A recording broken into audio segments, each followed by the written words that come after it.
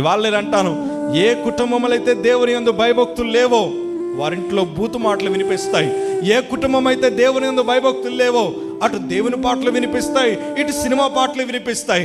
ఏ కుటుంబంలో అయితే దేవుని యందు భయభక్తులు లేరో ఒక్కటి మాత్రం చెప్పగలరు, మందిరంలో భక్తిపరులుగా నటిస్తారు, ఇంట్లోకి వెళ్ళిన తర్వాత వారి పాపపు చిట్టీలను మరలా ఓపెన్ చేస్తారు.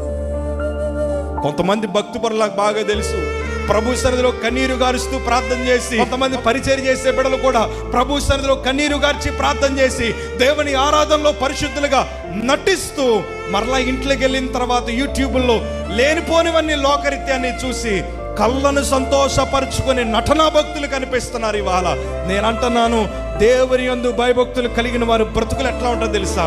మందిరంలో ఎలాగున్నారో గృహాల్లో కూడా అట్లానే వారు బ్రతుకుతారు.